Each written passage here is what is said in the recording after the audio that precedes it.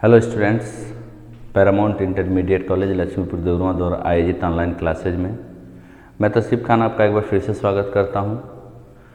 आज का हमारा जो वीडियो है वो इंटरमीडिएट के लिए है, जहां हम स्टडी कर रहे हैं synthesis.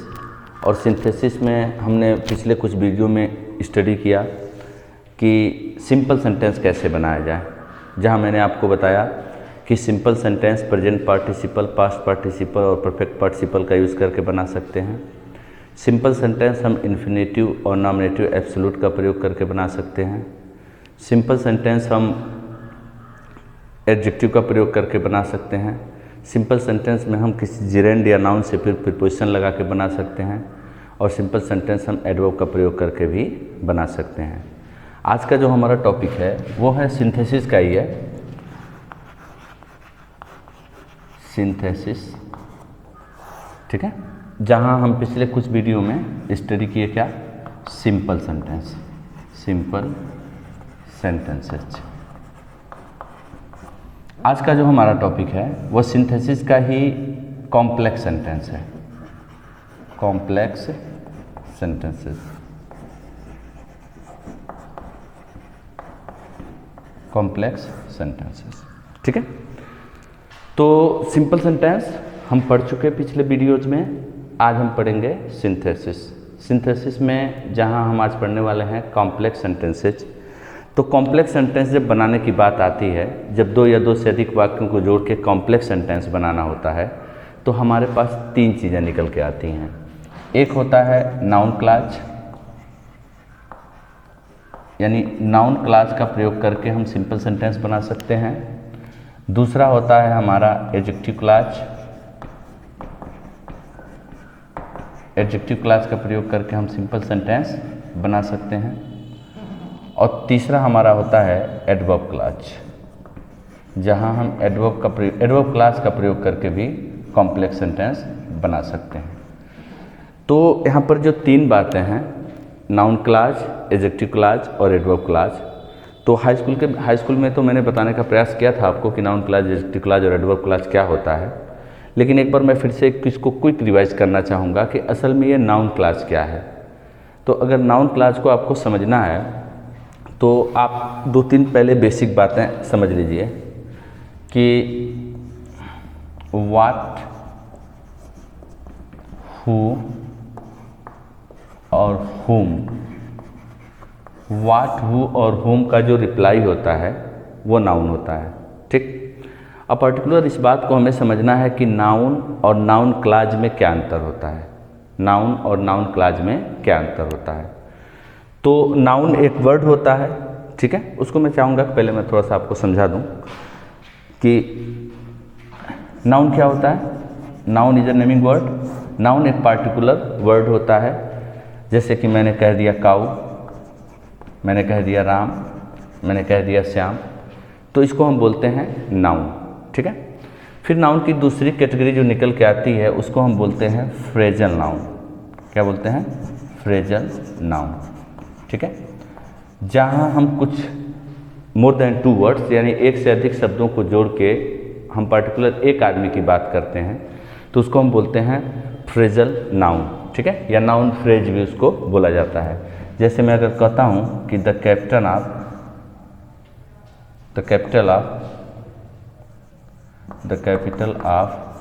India, the capital of India, तो यहाँ पर ये the capital of India particular एक जगह के बारे में बात कर रहा है। वो जगह क्या है? मेरे दिल्ली की राजधानी, भारत की राजधानी कहाँ है? दिल्ली है। तो ये बात किसकी कर रहा है? दिल्ली की कर रहा है। लेकिन इसमें एक, दो, तीन, चार शब्द मिलके एक नाउन को प्रेजेंट कर रहे हैं, इसको हम बोलते हैं फ्रेजल नाउन।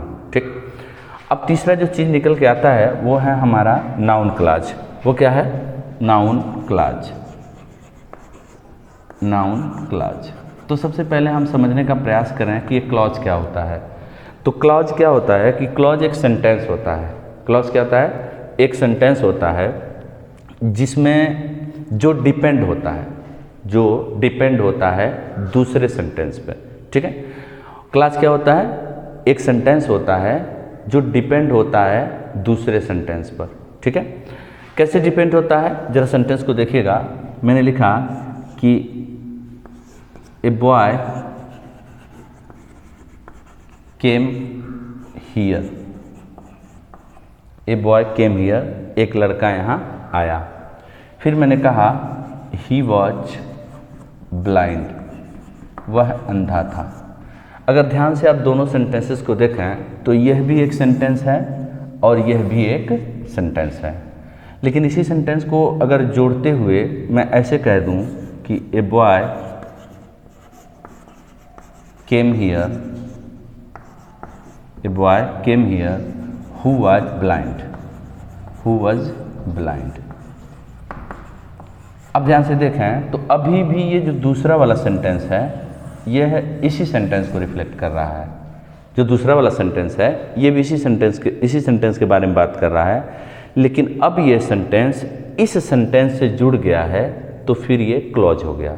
ऊपर क्या था, ये सेंटेंस हो गया, सेंटेंस था, लेकिन जैसे ही हमने इसको एक दूसरे सेंटेंस से जोड़ा, दूसरे सेंटेंस पर निर्भर किया, तो ये जुड़ा हुआ सेंटेंस क्या हो गया, क्लॉज हो गया। ठीक है, अच्छा, और ये क्या मैंने बताया, इसको मैंने बताया कि ये डिपेंडेंट होता है दूसरे पर। अगर मैं केवल इतना सेंटेंस आपके सामने बोलूं और कहूं कि हु वाज ब्लाइंड, तो यह एक क्वेश्चन हो जाएगा और फिर तब यहाँ पर क्वेश्चन मार्क लगा होगा, फुल स्टॉप नहीं लगा होगा, तो फिर ये इंट्रोगेटिव सेंटेंस हो जाएगा।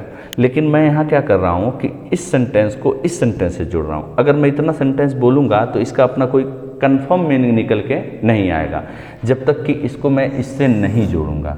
ठीक है, तो क्लॉज क्या होता है, क्लॉज होता है एक सेंटेंस, ठीक है, लेकिन जब उसी सेंटेंस को हम दूसरे सेंटेंस से जोड़ देते हैं तो वो हो जाता है हमारा क्लॉज। सेंटेंस क्या हो जाता है, क्लॉज हो जाता है। और एक चीज़ और यही कंफर्म कर लेंगे कि जितने क्लॉज होते हैं ना, जितने क्लॉज होते हैं उन क्लॉज से पहले रिलेटिव प्रोनाउन या रिलेटिव एडवर्ब का प्रयोग अवश्य ही किया रहता है। ठीक है, जितने क्लॉज होते हैं उसके पहले रिलेटिव प्रोनाउन या रिलेटिव प्रोनाउन का प्रयोग किया रहता है। जैसे यहाँ सेंटेंस था ही को हमने रिलेट किया किससे, हु से, और दोनों सेंटेंस आपस में जुड़ गए, तो पहले ये सेंटेंस था, अब ये क्या हो गया, क्लॉज हो गया। अब बात यह है कि नाउन क्लॉज क्या होता है। बात क्या है कि नाउन क्लॉज क्या होता है। तो नाउन क्लॉज को समझने का थोड़ा सा प्रयास किया जाए तो हम पहले ये देख लें कि नाउन एक सेंटेंस में क्या क्या काम कर सकता है। तो नाउन जो है एक सेंटेंस में 6 तरह का काम कर सकता है, जिसमें एक है कि नाउन किसी वर्ब का सब्जेक्ट हो सकता है। नाउन किसी वर्ब का सब्जेक्ट हो सकता है। अब जब एक नाउन किसी सेंटेंस का सब्जेक्ट होगा तो उसको तो नाउन बोलेंगे, लेकिन एक सेंटेंस जब किसी वर्ब का सब्जेक्ट होगा तो उसको हम नाउन क्लॉज बोलेंगे। ठीक है, जैसे मैंने यहाँ सेंटेंस लिखा कि Ram is known to all, Ram is known to all. ये यहाँ हमारा वर्ब है इज नोन, यहाँ हमारा वर्ब क्या है, इज नोन, और इसका सब्जेक्ट कौन है, राम। राम क्या है, एक नेमिंग वर्ड है, तो ये नाउन है। अगर इस राम के जगह एक सेंटेंस आ जाए, ठीक है, और उस सेंटेंस से पहले कोई रिलेटिव प्रोनाउन लगा हुआ हो, तो उसी को हम क्या बोलेंगे, नाउन क्लॉज बोलेंगे। ठीक है, यानी अगर सेंटेंस ऐसे आ जाए कि that you are Ram, that you are Ram, कि तुम राम हो, is known to all, that you are Ram is known to all. अब यही हमारा वर्ब यहाँ भी है, इज नोन टू ऑल, माने सबके द्वारा ये बात जानी जाती है, सब लोग इस बात को जानते हैं। पहले क्या जानते थे, सब लोग राम को जानते थे, तो राम एक वर्ड था, ठीक है, तो वह नेमिंग वर्ड था, तो उसको हमने नाउन कहा। लेकिन इस बार क्या जानते हैं, सब लोग क्या जानते हैं कि तुम राम हो, कि तुम राम हो। अब इस सेंटेंस में आप ध्यान से देखें तो एक सब्जेक्ट है, एक वर्ब है, एक कंप्लीमेंट है, तो ये एक कंप्लीट सेंटेंस है और इससे पहले रिलेटिव प्रोनाउन भी लगा हुआ है। इसी को हम बोलते हैं नाउन क्लॉज। ठीक है, सरल शब्दों में इसको कहा जाए तो और आसानी तरीके से इसको ऐसे कह सकते हैं कि एक वर्ड जो होता है नेमिंग वर्ड, वो तो नाउन होता है, लेकिन जब एक सेंटेंस काम कर रहा हो किसी सेंटेंस में, सब्जेक्ट का, ऑब्जेक्ट का, कंप्लीमेंट का, ऐसे कंडीशन में वह जो सेंटेंस होगा उसको कहा जाएगा नाउन क्लॉज। जैसे कि यह sentence that you are Ram, यह सब्जेक्ट है किसका, इज नोन का, ये पैसिव वॉइस में वाक्य है, तो ये सब्जेक्ट है किसका, इज नोन का, तो ये सेंटेंस क्या कहा जाएगा, ये सेंटेंस कहा जाएगा नाउन क्लॉज। ठीक है, अब आइए हम समझते हैं कि नाउन क्लॉज का प्रयोग करके हम कॉम्प्लेक्स सेंटेंस कब और किस कंडीशन में बनाएंगे। ठीक है,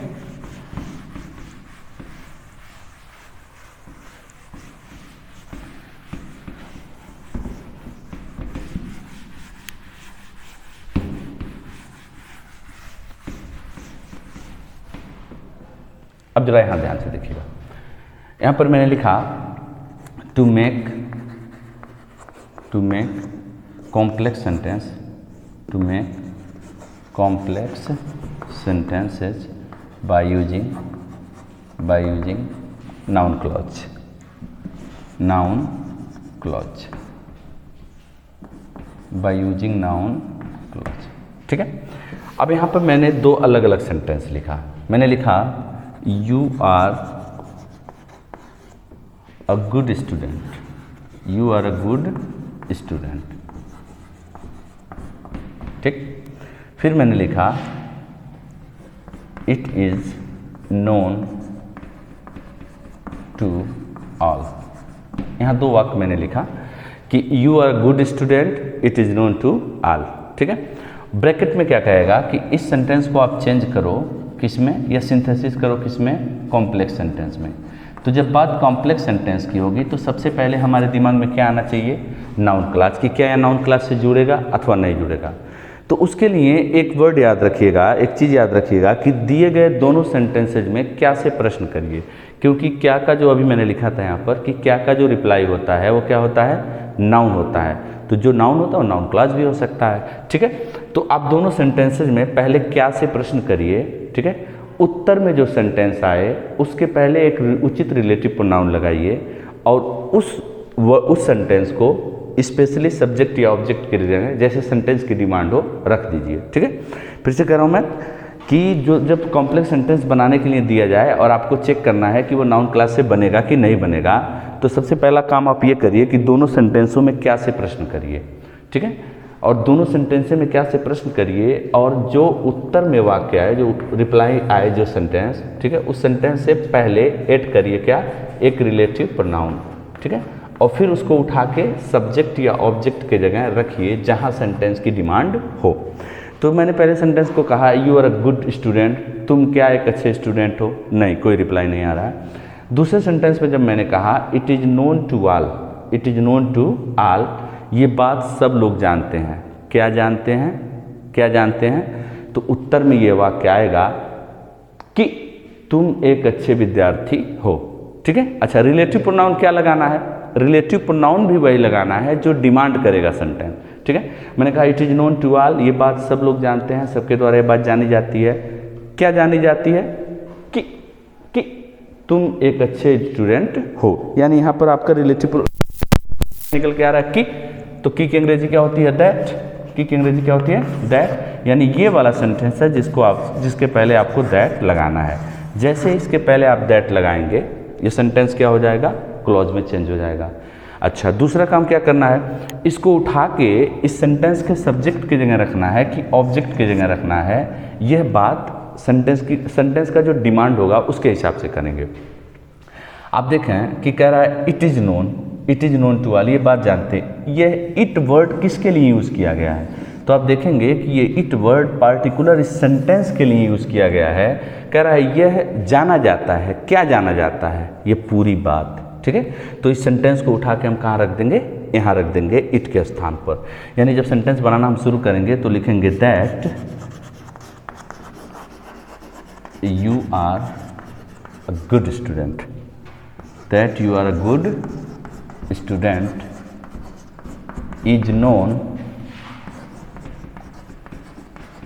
is known to all, that you are a good student is known to all। ठीक है, अब इज नोन का सब्जेक्ट कौन है, ये पूरा का पूरा एक सेंटेंस है जिससे पहले एक रिलेटिव प्रोनाउन लगा हुआ है, इसको हम बोलते हैं नाउन क्लॉज। ठीक है, एक और वाक्य देखिए कि Ram lived in Ayodhya. Ram lived in Ayodhya. फिर दूसरा सेंटेंस देखिए, I know it. I know it change करने के लिए किस में कहेगा? कॉम्प्लेक्स सेंटेंस में। तो जब कभी भी कॉम्प्लेक्स सेंटेंस में चेंज करने के लिए कहे तो सबसे पहले आप चेक करेंगे कि ये नाउन क्लास से बनेगा कि नहीं बनेगा। उसका तरीका क्या है कि दोनों सेंटेंसेज में आप क्या से प्रश्न करिए। तो कह रहा है कि राम अयोध्या में रहते थे, तो राम क्या अयोध्या में रहते थे? कोई रिप्लाई नहीं आ रहा है। फिर आगे कह रहा है आई नो इट, मैं ये जानता हूँ। यहाँ आप क्वेश्चन करिए कि मैं क्या जानता हूँ, तो बताइए मैं क्या जानता हूँ? ये पूरी बात मैं जानता हूँ। मैं क्या जानता हूँ? ये पूरी बात, यानी मैं जानता हूँ कि राम अयोध्या में रहते थे। मैं जानता हूँ कि राम अयोध्या में रहते थे। अब सवाल ये है कि इस सेंटेंस से पहले हमको दैट लगाना है, इस सेंटेंस से पहले हमको दैट लगाना है, लेकिन इस सेंटेंस को उठा के सब्जेक्ट के जगह लिखना है कि ऑब्जेक्ट के जगह लिखना है? तो यहाँ पर तो हमारा सब्जेक्ट ऑलरेडी है, मैं जानने वाला हूँ, ठीक है, मेरा ऑब्जेक्ट नहीं है। ये इट किसको, ये इट वर्ड किसके लिए यूज़ किया गया है? ये इट वर्ड यूज़ किया गया है इस पूरे सेंटेंस के लिए। तो इस सेंटेंस को उठा के ले आके क्या करना है? यहाँ पर रख देना है। यानी जब ये बना हुआ सेंटेंस होगा तो होगा I know that Ram lived in Ayodhya. Ram lived in Ayodhya. अब ये जुड़ा हुआ वाक्य क्या हो गया? कॉम्प्लेक्स सेंटेंस हो गया, ठीक है। अब आपका मेन वर्ब जरा देखिए, यहाँ पर आपका मेन वर्ब क्या है? नो है। मेन वर्ब क्या है? नो है। और नो का ऑब्जेक्ट कौन है? एक सेंटेंस है, और उस सेंटेंस से पहले क्या लगा हुआ है? Relative pronoun. तो इसी को हम बोलते हैं नाउन क्लॉज। नाउन काम कर सकता है सब्जेक्ट का, यहाँ पर सब्जेक्ट का काम कर रहा था नाउन क्लॉज, और जैसे नाउन काम कर सकता है वर्ब के ऑब्जेक्ट का, ठीक उसी तरह से एडजेक्ट नाउन क्लॉज भी काम कर सकता है वर्ब के ऑब्जेक्ट का, ठीक है। एक और एग्जांपल देखते हैं।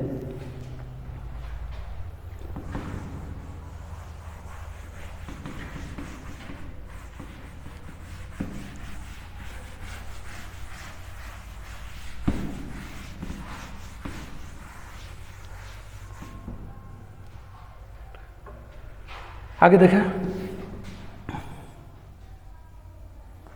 It is clear. It is clear, ये बात स्पष्ट है। You will be punished. You will be punished. कोष्टक में कहेगा कि इसको कॉम्प्लेक्स सेंटेंस बनाइए। जब कॉम्प्लेक्स सेंटेंस की बात कर रहा है तो हम सबसे पहले चेक करेंगे नाउन क्लास से बन सकता है कि नहीं बन सकता है। तरीका क्या है? दोनों सेंटेंस में आप क्या से प्रश्न करिए। तो कह रहा है इट इज़ क्लियर, यह बात स्पष्ट है। यू विल बी पनिश्ड, तुम्हें दंडित किया जाएगा। तो मैं पूछता हूँ कि क्या स्पष्ट है?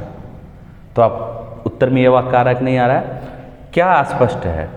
कि तुम्हें कल दंडित किया जाएगा। क्या स्पष्ट है? कि तुम्हें कल दंडित किया जाएगा, ठीक है। यानी यह वाला वाक्य है जहां जिसको हम क्लॉज में बदलेंगे, ठीक है। बदलेंगे कैसे? इससे पहले एक रिलेटिव प्रोनाउन लगाएंगे। रिलेटिव प्रोनाउन कौन सा लगाना है? दैट लगाना है, क्योंकि की का अर्थ आ रहा है। और फिर इस सेंटेंस को उठा के यहाँ पर रख देना है, क्योंकि ये इट वर्ड इसी के लिए आया हुआ है, इसी सेंटेंस के लिए आया हुआ है। तो जो बना हुआ सेंटेंस होगा वो क्या होगा? That you will be punished. That you will be punished, ठीक है। उसके बाद हम यहाँ पर लिखेंगे is clear. Is clear, that you will be punished is clear, ठीक है। That you will be punished is clear.